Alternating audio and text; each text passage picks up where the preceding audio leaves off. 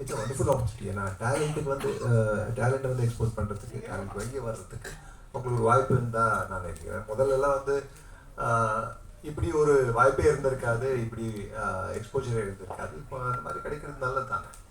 So அதை பற்றி அதான் நான் சொல்லவே முடியாதுன்னு நினைக்கிறேன்.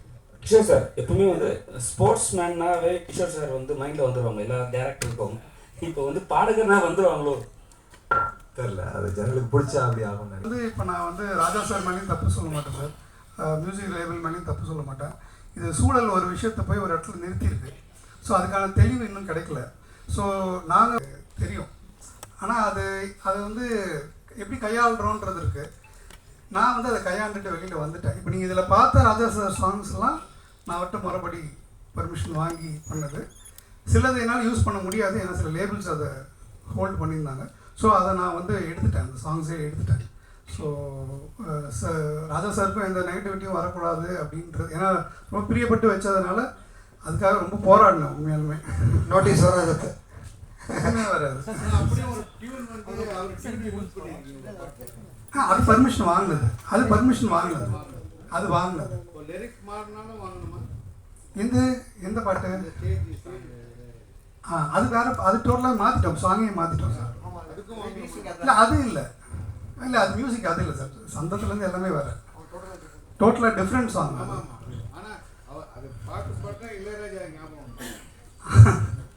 சார் சார் தமிழ்நாட்டில் கேட்குற எல்லா பாட்டும் இளையராஜா சார் தான் ஞாபகம் வரும் சார். குடிங்க சார். சார் சார் இப்போது கிஷோர் சார் வந்துட்டு அந்த மிரரில் வந்து ப்ராக்டிஸ் பண்ணும்போது அவரோட ரைட் ஹேண்ட் சைடு ஒரு கேரக்டரை நீங்கள் பிளர் பண்ணிருக்கீங்க. ராஜா சார் தான். அதான் அது என்ன காரணத்துக்காக பிளர் பண்ணி? இப்போ ரீசெண்ட் அது இருந்துச்சு, ரொம்ப நாளாக இருந்துச்சு. ஓகே. லாஸ்ட் 2 months பேக் வந்து சார் ஒரு நோட்டீஸ் கொடுத்துருந்தாரு, நீங்கள் ஃபோட்டோஸ் யூஸ் பண்ணக்கூடாது அப்படின்ட்டு. ஸோ அதை எங்களால் ஒன்றும் பண்ண முடியாது இல்லையா? Okay sir, okay. அதனால எங்களுக்கு வேறு ஆப்ஷன் இல்லை, எடுத்துட்டோம். தெரிஞ்சுக்கலாம், that is the only option. Okay.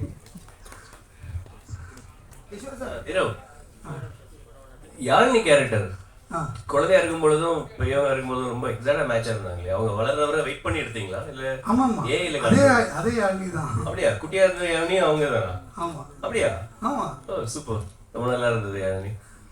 கிஷோர்ஜி உங்களுக்கு ஒரு question.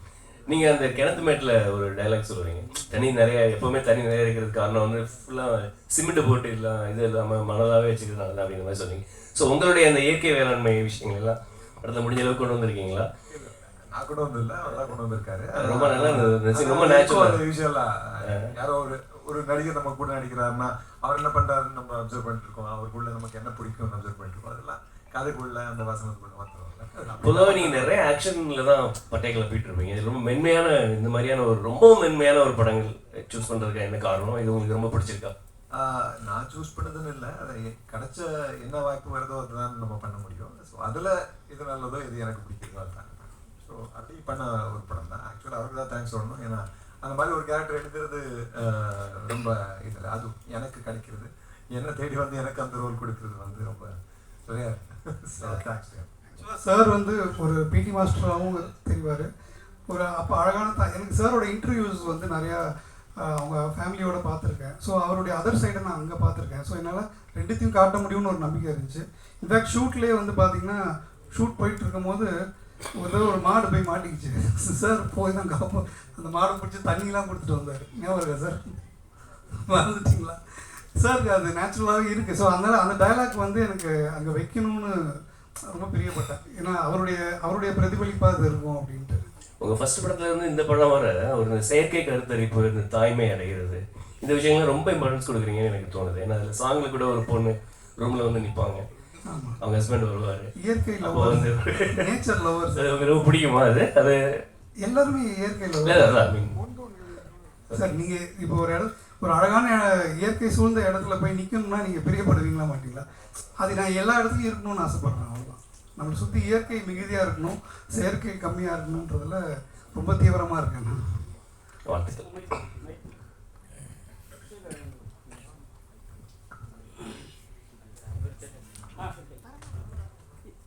Kishore sir, OTT Bollywood எந்த லாங்குவேஜில் நிறைய படங்கள் நிறைய வெப் சீரிஸ் பண்ணிகிட்டே இருக்கீங்களே, ஒரு பிஸியான இதாக இருக்கீங்க, தமிழ் படங்கள் குறைவாக இருக்கா இப்போ உங்களுக்கு? அப்படிலாம் ஒன்றும் இல்லை சார். அது சில வாட்டி அப்படி தான், சினிமா அப்படி தானே, அதில் இருந்தால் கண்டினியூஸ் எதுவும் வரலையா இது மாதிரி? இருக்குது சார், நடந்துகிட்டே இருக்குது. ஷூட் போயிட்டே இருக்குது. அது ரிலீஸ் ஆகிறது சிலது லேட் ஆகும், அப்புறம் தான் தெரியும். நடிக்கிறீங்களா? அதான் இன்னும் தெரியலான்னு சொன்னேன்.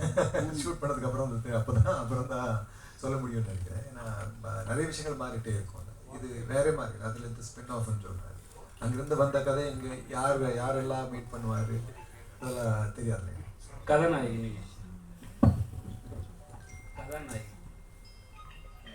ஏன்னா நீங்கள் ஜெய்பீம்லேருந்து நடிச்சுன்னு வரீங்க. உங்களை பார்க்குறோம், அவ்வளோ ஒரு நல்ல ஆர்டிஸ்ட் நீங்கள். இது ரொம்ப நாளாக உங்களுக்கு வந்து வாய்ப்பு கிடைக்காம இப்போ வந்து ஒரு நல்ல படத்தில் ஒரு நல்ல ஒரு ஹீரோ கிட்ட ஒரு ஹீரோயினாக பண்ணுறீங்க. எப்படி இருக்கு?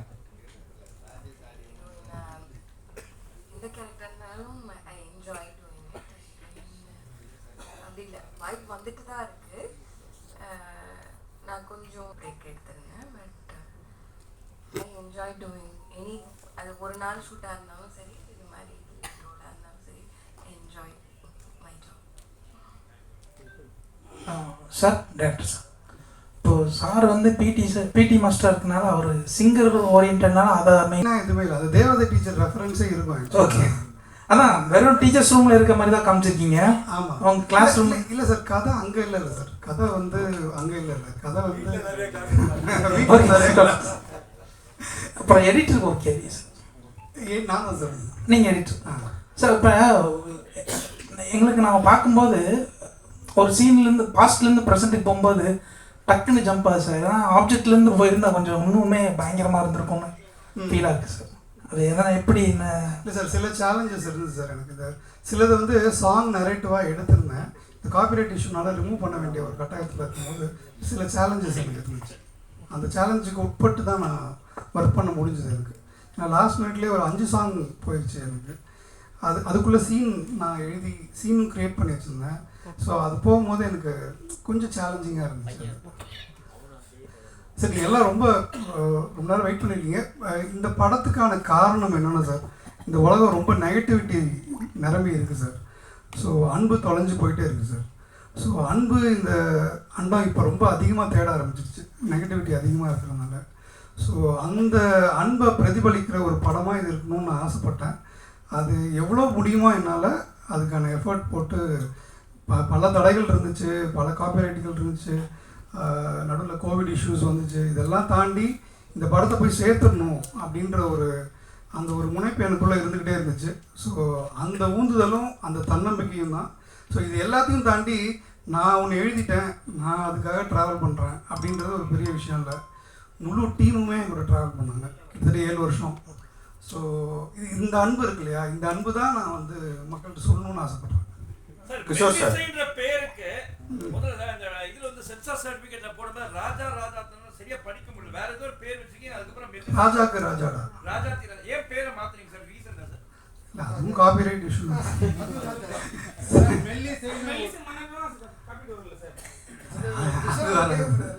கிஷோர் சார், ஒரு நிமிஷம். கிஷோர் சார், நான் மறுபடியும் சொல்கிறேன் சார், ராஜா சாரோட பெரிய தீவிர ஃபேன் நான். இந்த லீகல் இது எனக்கு தெரியாது சார். படம் எடுக்கும்போது எடுத்து முடிக்கிற அந்த ப்ராசஸில் தான் நிறையா எனக்கு தெரிய வந்துச்சு.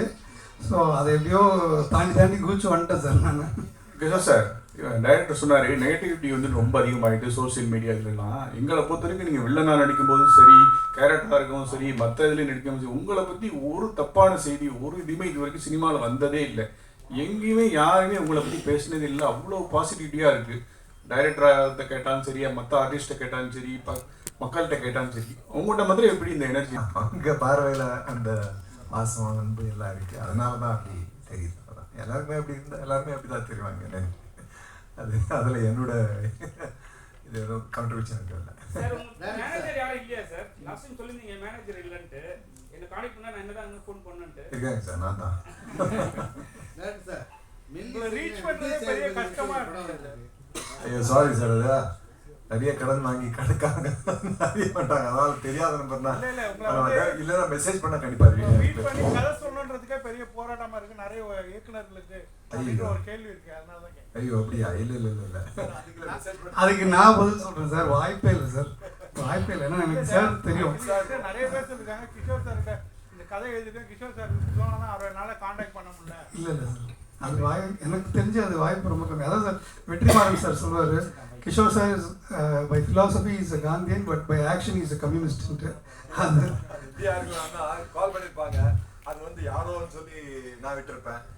இப்போ எப்படின்னா, இப்போ எனக்கு நானும் டைரக்ட் பண்ணுறேன். இப்போ எனக்கு கண்டிப்பாக இந்த ஆக்டர் வேணும்னா நான் தேடி போவேன், எப்படியாவது அந்த ஆக்டரை பிடிச்சிருவேன். ஸோ கண்டிப்பாக நான் தான் நடிக்கணும், இல்லைன்னா டெஃபினட்டாக நிறைய நல்ல நடிகர் இருக்காங்க. ஸோ யாராவது ஓகேன்னா அப்படி பண்ணிடுவாங்க.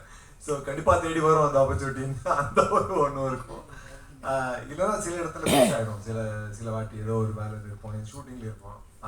அதான் நான் சார் சொன்ன மாதிரி மேனேஜர் அசிஸ்டன்ட்லாம் வச்சுக்காதது அதுவும் ப்ராப்ளமாக தான் இருக்குது. ஸோ அந்த மாதிரி அதை ரிசீவ் பண்ணாமே அப்படி தான் இருக்கலாம். சொல்லுங்கள் சார். விஜய் சேதுபதி வச்சு ஒரு மெல்லிசைன்னு ஒரு அது வரல சார், அது பை சென்சார் அப்படி இருந்தாலும் அதை யூஸ் பண்ணிக்கலாமா வராட்டிக்கும்? ஏன்னா பாதி படம் ஷூட்டிங் போயிருந்தது. இல்லை எது சென்சார் ஆகுதோ அது சென்சார் ஆனது புரியாத புதுன்னு. ஓகே அவங்க ஒர்க்கிங் டைட்டிலாக மெல்லிசை வச்சாங்க, பட் அவங்க லேட்டரான் சென்சார் பண்ணி போனது வந்து புரியாத புது. ஸோ கிட்டத்தட்ட 7 வருஷமாக இந்த டைட்டில் என்கிட்ட தான் இருக்குது. ஸோ அது அவங்களுக்கு கிடையாது சார். இது இப்போ தேட்டருக்காரங்கள பெரிய நடிகர்கள் நடிச்சிருந்தா மட்டும்தான் படத்தை முதல்ல வாங்குறதுக்கே பேசுகிறாங்கன்னு சொல்கிறாங்க. இது சார் கிஷோர் சார் குறைச்ச மதிப்பு இல்லை, யதார்த்த நிலைமையாக சொன்னேன். அது கிஷோர் சார் எந்த லிஸ்ட்லையும் அதில் இல்லை. எப்படி நீ இந்த படத்தில் நடிக்க வச்சே ஆகணும்னு முடிவு பண்ணீங்க?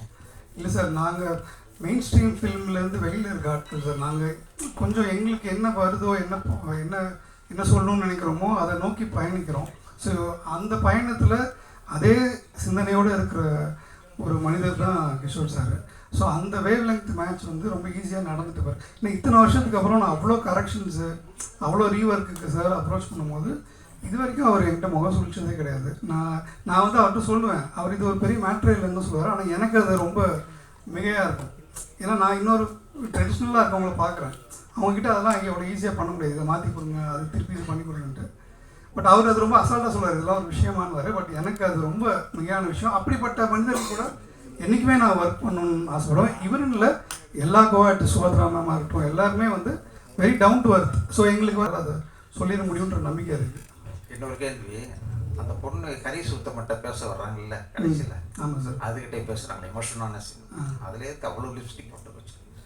லிப்ஸ்டிக்கா சார்? அவங்க அந்த எமோஷன் ஆகும்போதுன்னு கிளம்பி வரல சார், அவங்க கிளம்பி இருந்தாங்க. அப்போ அந்த எமோஷன் அவங்கள மீறி வெளியில் வந்துருச்சு. அப்போ தொடச்சிட்டு சொல்ல முடியாது இல்லையா? இல்லை சார், உண்மை தானே. அவங்க வந்து அதை எதிர்பார்த்து வரல, அவங்க ரொம்ப ஜாலியாக தான் வந்தாங்க. அந்த பயணத்தில் அவங்க எமோஷனல் ஆகிட்டாங்க. ஸோ அந்த டைமில் லிப்ஸ்டிக் அங்கேயே இருந்திருக்கு, அதை ஒன்றும் பண்ண முடியல. அவங்க தொடச்சிருக்கலாம் மாதிரி.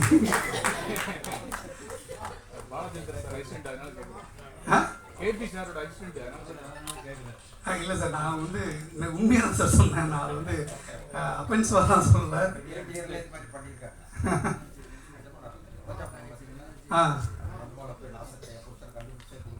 அப்போ அவங்க வந்து ரொம்ப நாள் சோகத்தில் தான் இருக்காங்க.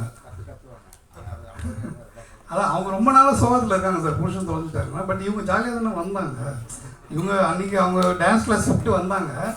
பட் அந்த வீடை பார்த்தோன்னே அவங்களுக்குள்ளே இருக்க அந்த நினைவுகள் வந்து அவங்கள எமோஷனல் ஆக்கிடுச்சு.